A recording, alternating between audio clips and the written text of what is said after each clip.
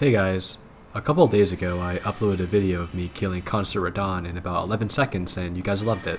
Everyone was asking for the full build showcase, and here it is, complete with all the main bosses, including the DLC, on NG+7. This is the video I've put the most effort into so far, and I think you guys will like it. This build revolves almost exclusively around Night Comet, which is an invisible and night sorcery that does not require that much FP to cast, but does crazy damage. Even with Rellana here, who is 40% resistant to magic damage, you see that I'm still shredding her. I did make a video on a version of this build in the past, but I didn't showcase any of the DLC bosses. I also left some base game bosses out as well, such as Starscourge Radahn and Mohg. Regardless, I've made some tweaks to the build to make it a fair bit more powerful than it was before. If you're new to my videos, I first showcase the build against all of the main bosses, and then at the end, I'll reveal the actual build itself, weapons, armors, talismans, and whatnot, alongside the buffing regimen. As always, there are timestamps so you can jump around as you please, and with all that being said, I'll see you at the end for the build breakdown.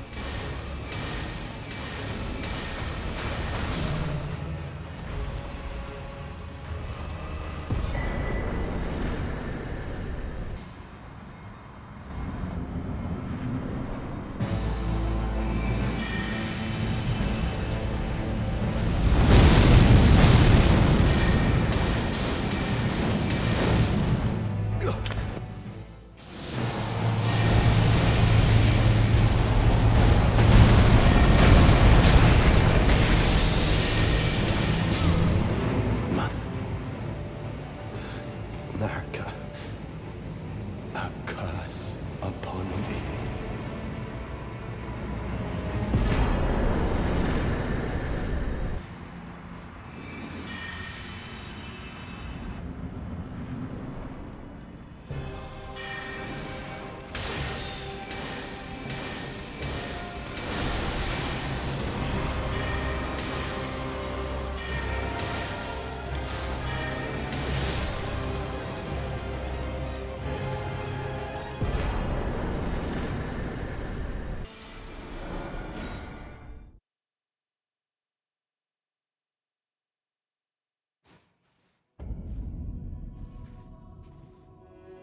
Don't you dare approach Mikula the Kind. Needle Knight Leda, Driving Thane, and our allies will never allow this.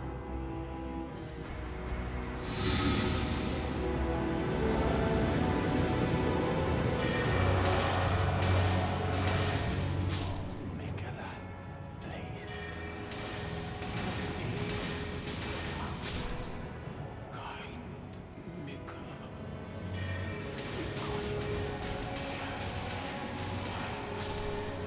Kindly, Mikula, make the world a gentler place.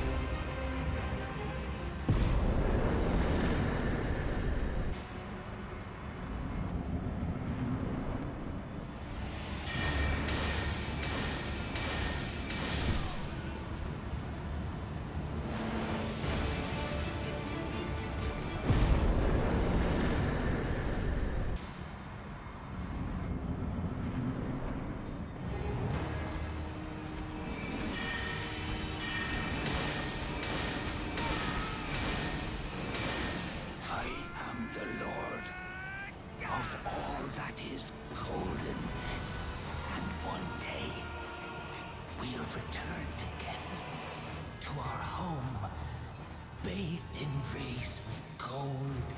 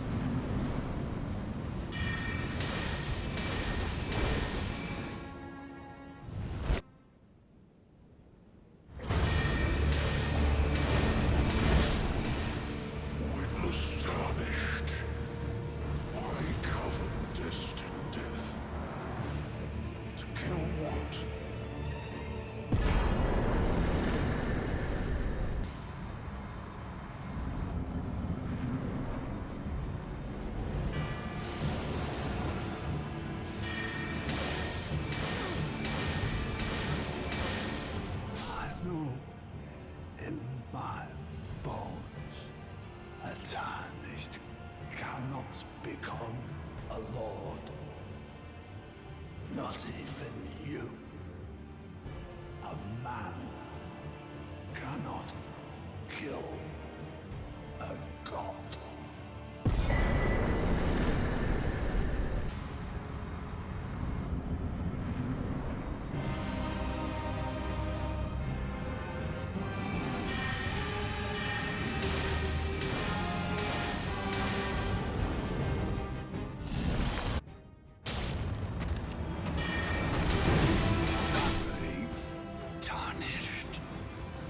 Thy strength befits a crown.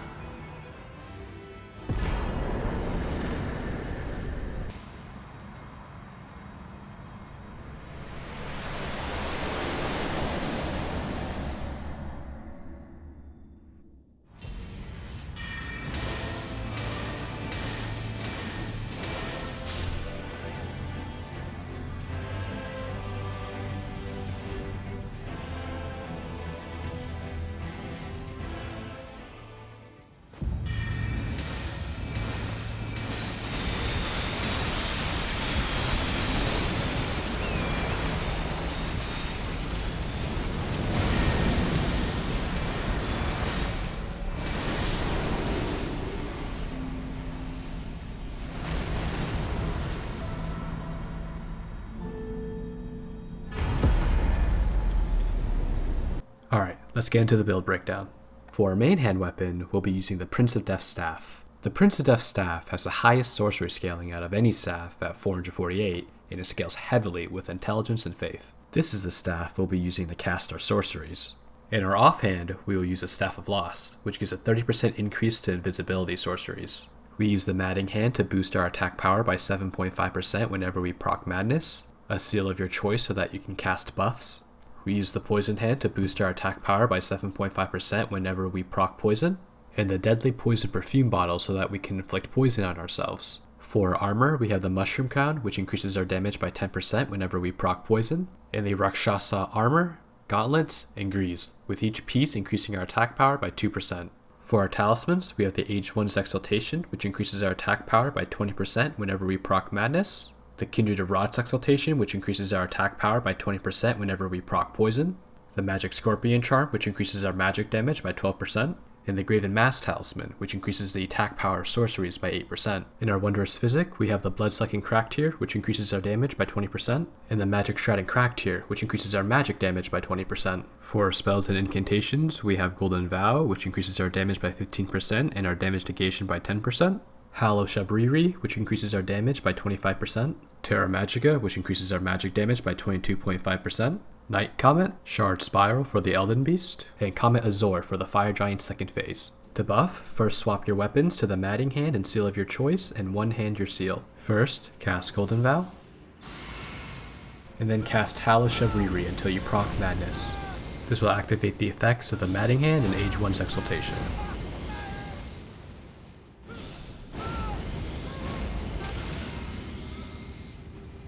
Drink your health, mana, and Wondrous Physic.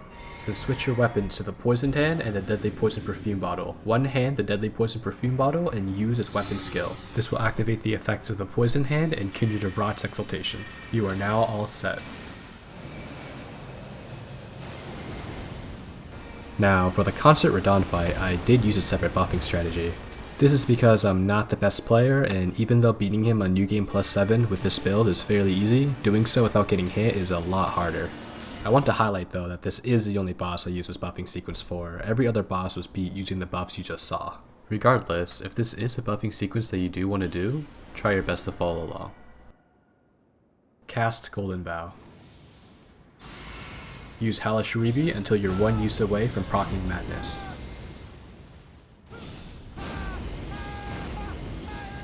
Use your Wondrous Physic. Use Hallow Shabriri one more time to proc Madness. Switch the Madding Hand for any weapon infused with the Raptor's Mist Ash of War. Switch the Black Dumpling Head for the Mushroom Crown. Swap both your left and right hand weapons and eat a raw dumpling. Switch the Mushroom Crown for the White Mask and use the Poo-Poo. Swap your weapons one last time, and while entering the arena, swap any of these 3 talismans out for the Graven Mask Talisman.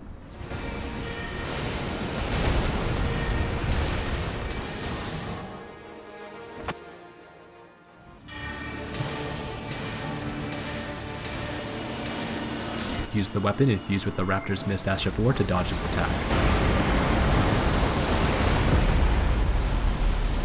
I really hope you guys enjoyed this video.